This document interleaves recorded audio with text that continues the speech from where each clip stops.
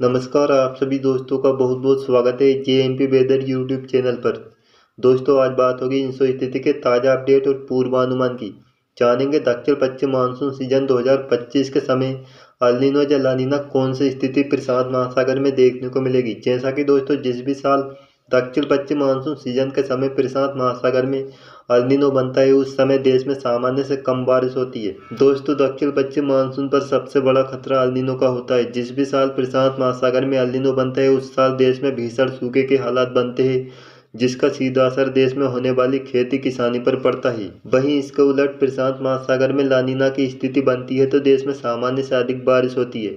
लेकिन ला नीना की स्थिति में 10% से ज़्यादा बारिश कम ही वर्षों में देखने को मिली है, जबकि एल नीनो की स्थिति में 20% से भी कम बारिश कई वर्षों में देखने को मिली है। दोस्तों, वीडियो में विस्तार से जानेंगे इस साल दक्षिण पश्चिम मानसून सीजन में कैसी स्थिति देखने को मिलेगी, इस समय ला नीना की क्या स्थिति बनी हुई है प्रशांत महासागर में।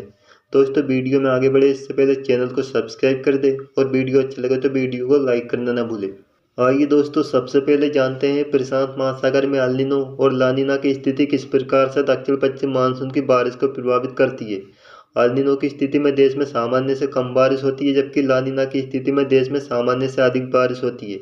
जैसा कि दोस्तों इस मैप में आप देख सकते हैं, हिंद महासागर में इंडियन ओशन डाइपोल की नेगेटिव और पॉजिटिव दो स्थिति होती है। वहीं प्रशांत महासागर के नीनो 3.4 क्षेत्र यानी कि प्रशांत महासागर के भूमध्य रेखा वाले मध्य पूर्वी क्षेत्र में जो एरिया स्थित होता है, जहां पर समुद्र सतह का तापमान सामान्य के मुकाबले 0.5 डिग्री सेल्सियस से नीचे पहुंचने पर ला नीना की स्थिति होती है। इस समय प्रशांत महासागर के मध्य पूर्वी क्षेत्र में समुद्र सतह का तापमान कम होने की वजह से जहां पर हवा भारी होती है, इसलिए वायुमंडल की तरफ नहीं उठती है और वायुदाब अधिक बढ़ने लगता है। इसके चलते प्रशांत महासागर के पश्चिमी क्षेत्र, जो कि इंडोनेशिया ऑस्ट्रेलिया के आसपास है, वहां पर गर्म पानी होता है और वायुदाब कम होता है, जहां पर हवा हल्की होने के कारण वायुमंडल की तरफ उठती है। इससे जहां पर निम्न वायुदाब का क्षेत्र बन जाता है। इसके चलते प्रशांत महासागर में भूमध्य रेखा से होते हुए व्यापारिक पूर्वी हवाएं तेज होने लगती है। इसके चलते जहां पर नमी और बादल लगातार बढ़ते रहते हैं, यही नमी और बादल को लेकर पूर्वी हवाएं हिंद महासागर में आती है, जो भूमध्य रेखा के सारे दक्षिण पश्चिम मानसून के समय जून से लेकर सितंबर तक मुड़ती हुई दक्षिण पश्चिम मानसून के रूप में बंगाल की खाड़ी और अरब सागर से होते हुए भारत की तरफ आती है। देश में सामान्य से अधिक बारिश होती है।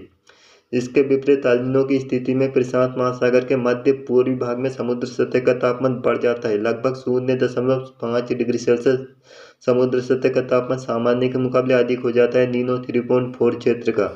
उस समय प्रशांत महासागर के मध्य पूर्वी क्षेत्र में तापमान ज़्यादा होने के कारण नमी और बादल वायुमंडल की तरफ उठते हैं, जहां पर हवा हल्की होती है, इसलिए निम्न वायुदाब का क्षेत्र बनता है। जबकि प्रशांत महासागर के पश्चिमी क्षेत्र इंडोनेशिया ऑस्ट्रेलिया के आसपास इसके विपरीत उच्च वायुदाब का क्षेत्र बन जाता है। इससे व्यापारिक पूर्वी हवाएं कमजोर पड़ने लगती है, जिससे नमी और बादल जहां पर सामान्य रूप से कम हो जाते हैं। दोस्तों, यही कारण है कि प्रशांत महासागर में बनने वाले एल नीनो और ला नीना का सबसे ज़्यादा असर दुनिया भर के देशों से भी इंडोनेशिया ऑस्ट्रेलिया में सबसे ज़्यादा देखने को मिलता है, जिसके बाद व्यापारिक पूर्वी हवाएं हिंद महासागर में कम मात्रा में नमी और बादल लेकर आती है, जिसके चलते दक्षिण पश्चिम मानसून सीजन जून से लेकर सितंबर तक देश में सामान्य से कम बारिश होती है। जैसा कि साल 2009 में 20% से कम बारिश हुई थी। जैसा कि दोस्तों ला नीना की स्थिति में देश में सिर्फ 10% से ज़्यादा बारिश कम ही वर्षों में देखने को मिली है, जबकि एल नीनो की स्थिति में देश में कभी कभी 20% से भी कम बारिश हुई है। इसके चलते देश में भीषण सूखे के हालात बने थे और देश में खेती और किसानी को काफ़ी नुकसान एल नीनो की स्थिति में देखने को मिलता है। अगर दोस्तों बात की जाए कि प्रशांत महासागर में एल नीनो या ला नीना कब बनता है, तो ऐसा कोई निश्चित समय नहीं होता है, क्योंकि प्रशांत महासागर में 2 से लेकर 7 वर्ष के अंतराल पर ऐसी घटना देखने को मिलती है जब समुद्र सतह का तापमान सामान्य से नीचे पहुंच जाता है या समुद्र सतह का तापमान ऊपर पहुंच जाता है। दोस्तों, वीडियो में आगे बढ़ते हैं। आप जानते हैं प्रशांत महासागर में बीते 70 वर्ष में, यानी कि 1951 से लेकर साल 2024 के बीच कौन कौन से वर्ष में मजबूत ला नीना और कौन कौन से वर्ष में मजबूत एल नीनो की स्थिति देखने को मिली थी।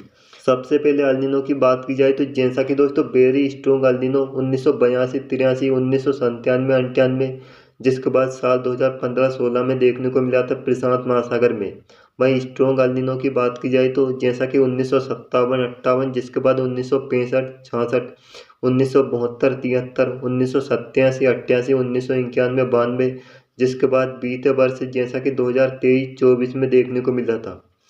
वहीं मजबूत लानिना की बात की जाए तो जैसा कि स्ट्रॉन्ग लानिना 1973-74 में बना था, जिसके बाद 1975-76, 1988-89, जिसके बाद 1998-99, 1999 साल 2000, 2007-08, जिसके बाद 2010-11 में स्ट्रॉन्ग लानिना की स्थिति प्रशांत महासागर में देखने को मिली थी। वहीं अगर सामान्य लानिना की बात की जाए तो 1955-56, 70-71, जिसके बाद 1995-96, साल 2011-12, साल 2020-21, जिसके बाद साल 2021-22 में सामान्य लानिना की स्थिति प्रशांत महासागर में देखने को मिली थी। दोस्तों, अब जानते हैं इंसो स्थिति के ताज़ा अपडेट और पूर्वानुमान के बारे में। अगर ताज़ा अपडेट की बात की जाए तो प्रशांत महासागर के नीनो 3.4 क्षेत्र के समुद्र सतह का तापमान बीते सप्ताह 19 जनवरी को 0.67 डिग्री सेल्सियस सामान्य के मुकाबले कम दर्ज किया गया है, यानी कि लानिना की स्थिति प्रशांत महासागर में बन चुकी है। अगर पूर्वानुमान की बात की जाए तो जैसा कि दोस्तों जनवरी, फरवरी, मार्च महीने के दौरान IRI मॉडल के अनुसार 65% संभावना लानिना बनने की है, जबकि तटस्थ यानी न्यूट्रल कंडीशन की संभावना 35% है। जिसके बाद फरवरी, मार्च, अप्रैल महीने की बात की जाए तो 50% संभावना लानिना बनने की, जबकि न्यूट्रल कंडीशन की संभावना 50% ही है। दोस्तों, जैसा कि विंटर सीजन के बाद प्री मानसून सीजन की शुरुआत मार्च महीने से होती है, जो मई महीने तक चलता है। अगर मार्च, अप्रैल, मई महीने की बात की जाए तो जैसा कि 65% संभावना न्यूट्रल यानी सामान्य कंडीशन की है, जबकि लानिना बनने की संभावना भी 35% है। जिसके बाद अप्रैल, मई, जून महीने की बात की जाए तो 5% से कम संभावना अल्नीनो बनने की है। न्यूट्रल कंडीशन की संभावना 70% के लगभग है। 30% के लगभग लानिना बनने की संभावना है। जिसके बाद मई, जून, जुलाई महीने की बात की जाए तो न्यूट्रल कंडीशन की संभावना लगभग 60% है। 10% से कम संभावना अल्नीनो बनने की है, जबकि लानिना बनने की संभावना 30% से कम है।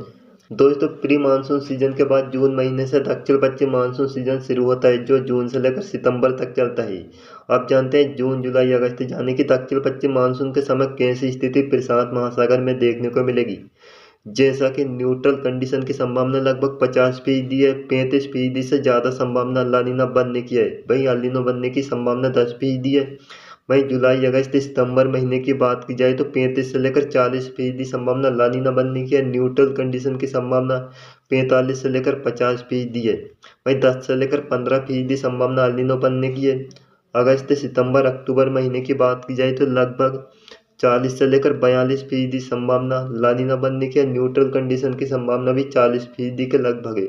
अल्नीनो बनने की संभावना 15% है। सितंबर, अक्टूबर, नवंबर यानी कि दक्षिण पश्चिम मानसून सीजन समाप्त होने के समय लानिना बनने की संभावना बढ़ती हुई दिखाई दे रही है। लगभग 40 से लेकर 50% संभावना है। न्यूट्रल कंडीशन की संभावना 40% से कम है। 15% के लगभग अल्नीनो बनने की संभावना है। दोस्तों, ये अभी के हिसाब से ताज़ा पूर्वानुमान है। आगे जो भी बदलाव होगा आगे की वीडियो में विस्तार से जानकारी देंगे। अभी के हिसाब से न्यूट्रल कंडीशन और लानिना बनने की संभावना दक्षिण पश्चिम मानसून सीजन 2025 में दिखाई दे रही है। अगर दोस्तों बीते 50 वर्ष के डेटा की बात की जाए तो जैसा कि साल 2023 में मजबूत अल्नीनो प्रशांत महासागर में बना था, उसका दूसरा साल है। अगर ऐसे वर्ष की बात की जाए तो 1982 में मजबूत अल्नीनो प्रशांत महासागर में बना था, जिसके बाद 1984 में भी समुद्र सतह का तापमान सामान्य से कम था, यानी कि अल्नीनो बनने की संभावना उसके हिसाब से भी नहीं है। दोस्तों, जिसके बाद वर्ष 1997 में भी प्रशांत महासागर में मजबूत अल्नीनो बना था, जिसके 2 वर्ष बाद 1999 की बात की जाए तो लानिना की स्थिति प्रशांत महासागर में बनी थी। वहीं 15 की बात की जाए तो 2015 के बाद 17 में न्यूट्रल यानी सामान्य स्थिति थी। सभी की स्थिति को देखते हुए इस वर्ष भी लानिना या न्यूट्रल कंडीशन की संभावना ज़्यादा दिखाई दे रही है। दोस्तों, यह वीडियो आपको कैसा लगा हमें कमेंट में ज़रूर बताइए और यह वीडियो अधिक से अधिक शेयर करें ताकि सभी तक ये जानकारी पहुंच सके। आप सभी का बहुत बहुत धन्यवाद।